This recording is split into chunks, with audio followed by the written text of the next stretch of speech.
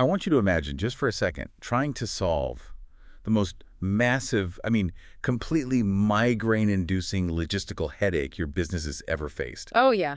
Like the kind that keeps operations managers up at night. Exactly. And then getting the perfect, mathematically optimal answer in a matter of seconds. Sounds pretty impossible. Right. But I'm talking about, routing hundreds of delivery vehicles through a major city with constantly shifting traffic patterns. Yeah. Or scheduling thousands of warehouse employees across multiple shifts, factoring in union rules, skill sets, sick days. Yeah, it's a nightmare. Classical computers, even the massive ones sitting in those air-conditioned server farms, they struggle with this. Because of combinatorial explosion, right? Right. Because if you add just one more delivery truck or even just a few more stops, the number of possible routes doesn't just double. It multiplies exponentially into the trillions. Which means a standard computer has to evaluate those routes sequentially. It could literally take thousands of years to chew through that math. Yeah, just to guarantee the absolute best route. But imagine having that answer before your morning coffee even has a chance to get cold. I mean, it sounds like pure science fiction. Or at the very least, like an aggressive marketing pitch you'd sit through at a tech conference. Yeah, right before they ask you for a $10 million VC investment. Exactly. There is just a tremendous amount of noise in this industry right now about what quantum computers might be able to do, a decade from now. Which is exactly why our mission today on this deep dive is to slice right through that marketing hype. We got our hands on a deeply fascinating internal document from June 2026. Yeah, this document is incredible. It really is. It's titled The 2026 Quantum Hardware Bake-Off Results, and it was compiled by a company called TAI Creative. And we're going to look at their actual head-to-head hardware test results. Right. Figure out which quantum computers actually work when the rubber meets the road today, and, more importantly for you, what this means for your business. Because TAI Creative is building a software platform called Kyon. Yeah, Kyon. Okay, let's unpack this, because the entire premise of Kyon is to take your plain English business problems, like that delivery truck routing nightmare, and automatically translate them into quantum computing jobs. But before Kyon can responsibly take your data, they had to empirically prove which physical machines could actually do the math without just spitting back random garbage. Because every major quantum vendor is painting this wildly optimistic picture. Oh, yeah. If you just browse their websites, you'd assume we've already achieved flawless quantum computing. It's all glossy brochures. And you can't build a commercial platform on glossy brochures. No, you definitely can't. They had to design a rigorous, undeniable test. Rent real time on real cloud infrastructure, paying real money. So I was looking at the methodology they used, and I want to make sure I fully grasp this. The test they chose is called the Bell State Fidelity Measurement. Yeah, that's the one. As I understand it, checking a Bell state is basically like inspecting the foundation of a newly built house. Like, you can show me the most beautiful blueprints in the world for a 100-story skyscraper. Which would be your massive quantum algorithm in this case. Exactly. But if the concrete foundation is crumbling, it absolutely does not matter how fancy the roof is, the whole thing is going to collapse. That is a phenomenal way to look at it. So the concrete here refers to the basic operations of the quantum computer, right? Right. To build that foundation, every complex quantum algorithm relies on just two fundamental building blocks. It doesn't matter if you're running supply chains or simulating chemistry. You just need single qubit gates and two qubit gates. Exactly. The single qubit gate used here is called a Hadamard. Okay. Think of a standard classical bit as a coin sitting flat on a table. It's either heads or tails, a 0 or a 1. Applying a Hadamard gate is like flicking that coin so it spins in the air. Oh, wow. So it's a blur of both. Yeah. While it's spinning, it is both heads and tails simultaneously. That is superposition. And the second building block, the two qubit gate, is the CNOT gate. Right. If the Hadamard is spinning the coin, the CNOT is like somehow magically linking two spinning coins together. Okay, so if one eventually lands on heads? The other one is instantly guaranteed to land on heads too, no matter how far apart they are. That creates entanglement. That's wild. But the document mentions that errors accumulate exponentially. Yeah, the problem with quantum mechanics is that if those spinning coins get bumped by, microscopic vibrations or temperature changes, which we call noise, the entanglement breaks down. So your algorithm doesn't just give you a slightly wrong answer. No, it degrades into pure useless static. Hmm. So to test this, TI Creative prepares a Bell state. They take two qubits, put them in superposition, entangle them, measure the result, and repeat that exact process 1,000 times. 1,000 shots to see how stable the foundation actually is. And the metric for success is absolute. Completely absolute. On a perfect noiseless device, measuring that entangled pair over 1,000 shots should produce exactly 500 counts of 0, 0, and exactly 500 counts of 11. Right, because they're perfectly entangled. They have to agree. So a result of 01 or 10 is physically impossible in a flawless Bell state. Yep. If you see a 01, that is a direct artifact of hardware imperfection. It's noise. The source states that a fidelity score of 1.0 means 0 errors across the 1,000 shots. And in 2026, hitting 95% is highly competitive. But anything approaching 99% is entering the realm of the exceptional. So TAI Creative had to find out whose architecture actually had a solid base. Wow. And they didn't run simulations? No, they put the biggest real-world quantum processors in the ring. Let's look at those contenders. Contender number 1 is the IBM Brisbane. A massive 127-qubit Eagle processor. Yeah, using superconducting transmon qubits. The source details its heavy hex lattice design. It seems like IBM is designing the physical layout of the chip to purposefully reduce crosstalk between adjacent qubits. Yeah, IBM approached the noise problem with structural engineering. The heavy hex lattice looks a lot like a honeycomb. Imagine a dense city grid where you purposefully remove certain intersecting streets. By limiting how many direct neighbors each individual qubit connects to, you dramatically reduce the chance of, a signal accidentally interfering with another. They also use that software technique, right? Zero noise extrapolation, or ZNE. Yes, ZNE. I was reading up on this. And the math is incredibly clever. Instead of trying to build a perfectly silent machine, they run the same circuit multiple times, but they artificially increase the noise levels each time. Which sounds backward, but... Right. But by mapping out how the answer changes as the noise gets worse, they mathematically extrapolate backward to estimate what the answer would have been with zero noise. Exactly. It's like listening to a song with static, adding more static to see how it degrades, and using that pattern to guess what the pristine studio recording sounded like. That's a great analogy.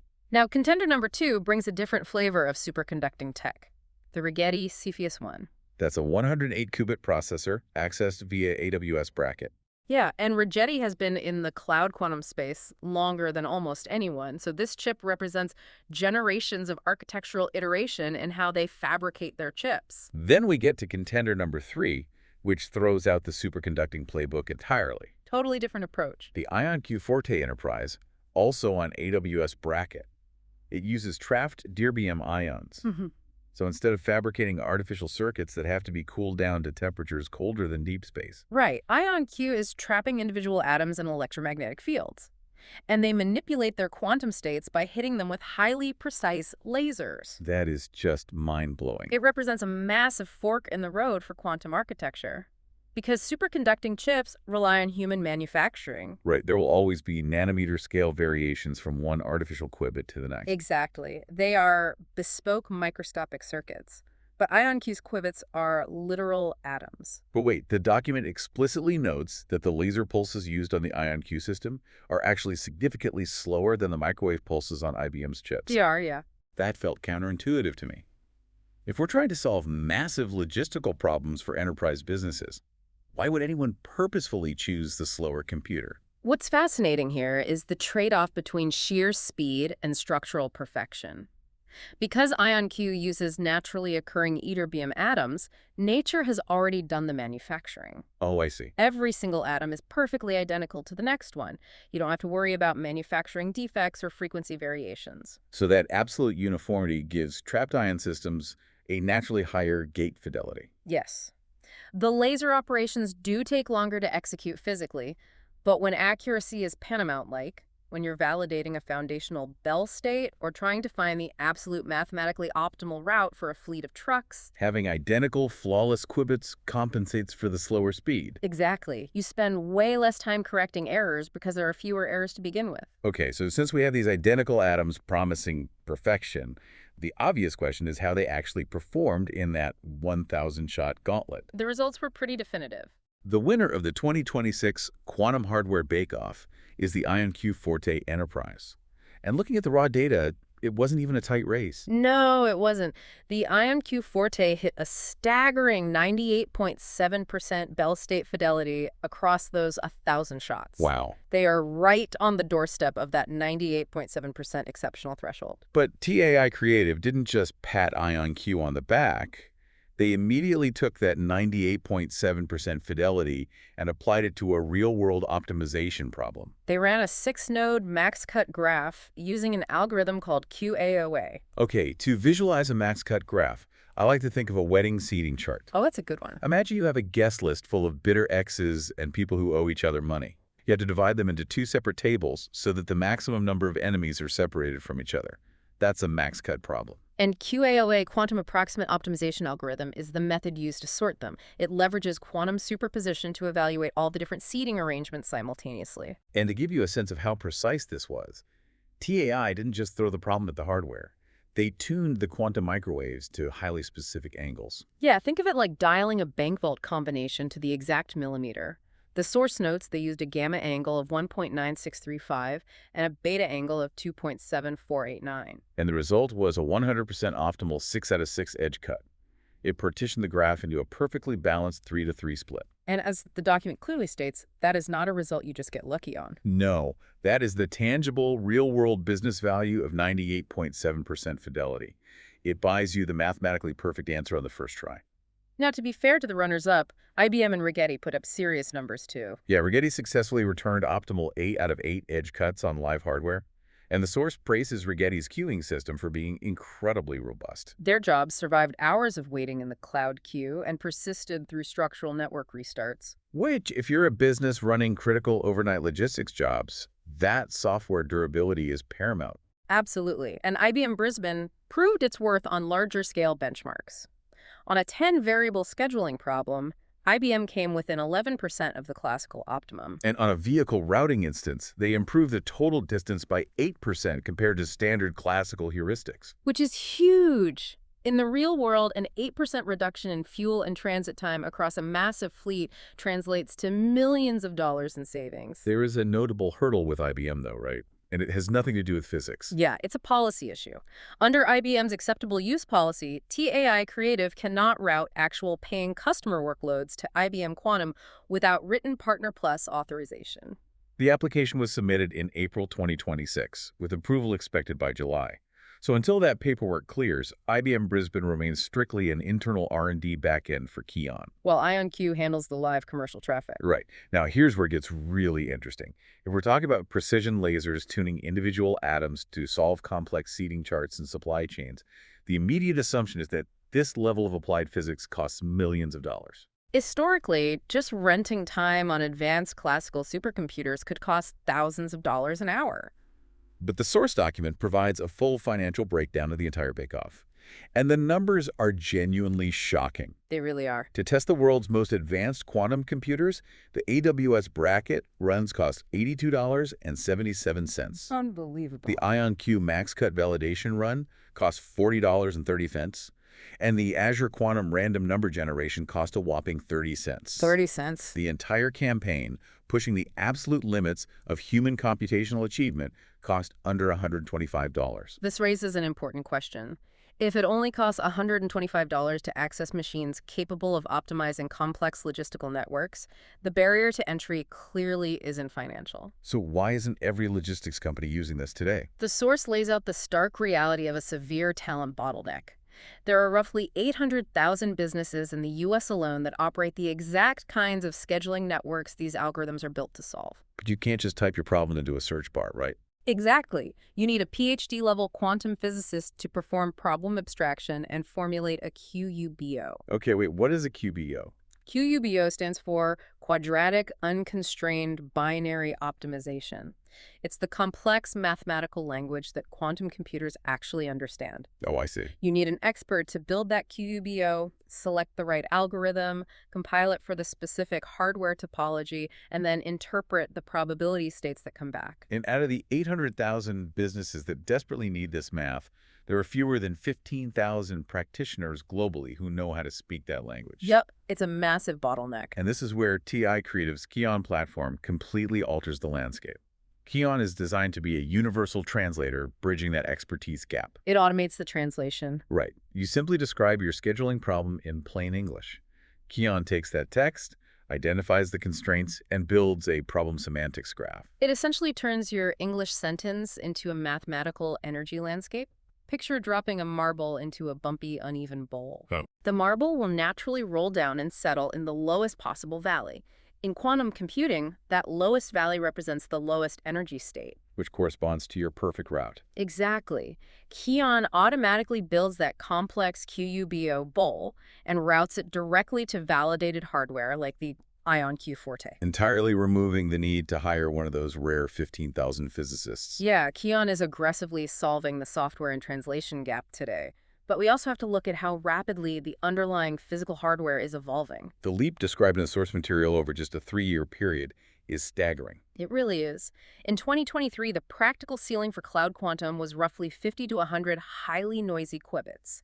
2-qubit gate fidelities were sitting in the 90 to 95% range. Which meant if you tried to run a circuit with any real depth, the errors compounded so aggressively that the output degraded into random static. It was an amazing academic exercise, but practically useless for solving real business problems. But jump forward to 2026, and IonQ Forte is hitting 98.7% fidelity on production workloads, delivering perfect optimal answers. And IBM Brisbane is executing deep 18-gate circuits on 127 qubits.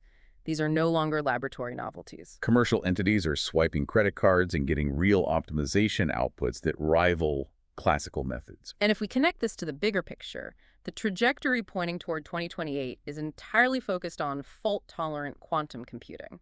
The document mentions Google's Willow processor, right? Yeah, it's already demonstrated error suppression of 2.15 times using dynamic surface codes. From what I understand, dynamic surface codes involve using extra watchdog qubits that sit alongside the main computing qubits. That's right. They constantly monitor the system for microscopic errors and correct them mid-calculation. Without destroying the fragile quantum state. Exactly. And IBM's official roadmap is targeting utility-scale processing by 2027 or 2028.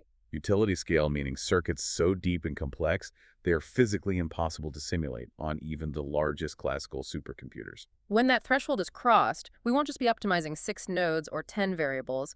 We will be optimizing 100 to 1,000 variables simultaneously. The routing of an entire global supply chain could be perfectly optimized in real time. Which highlights the brilliance of TAI Creative's overarching strategy. They are not sitting around waiting for 2028. No, they aren't waiting for the perfect, flawless machine to exist before they start building the software interface.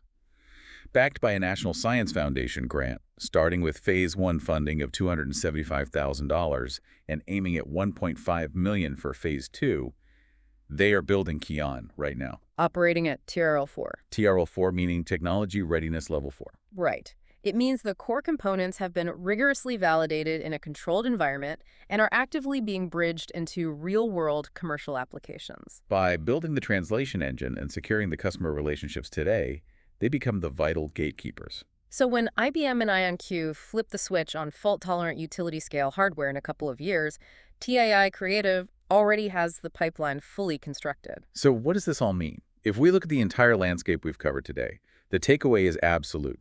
Cloud quantum computing isn't a speculative pipe dream reserved for the 2030s. It is real, it is surprisingly affordable, and it is being practically applied today for combinatorial optimization. But it is only accessible if you have the translation software to turn your logistical headaches into a language the hardware understands. We know for a fact that a 127-qubit system today can get within 11% of the perfect answer for a 10-variable problem. But as we inevitably scale that up, as we move from 10 variables to 50 or to 100, where exactly does the physical noise floor finally overtake the quantum signal? That is the big unknown, isn't it? It is. That's the defining engineering challenge of the next 24 months, and it leaves a critical question for you to consider regarding your own operations. Yeah. When that tipping point is crossed in the next couple of years, and quantum computing vastly and undeniably outperforms classical solvers on massive business logistics, will your business be fluent enough in this new technology to adapt? Or will you be left trying to solve 21st century logistical nightmares with 20th century tools? Those massive logistical headaches we talked about at the beginning, the hundreds of trucks and thousands of employees, the math to solve them perfectly exists right now.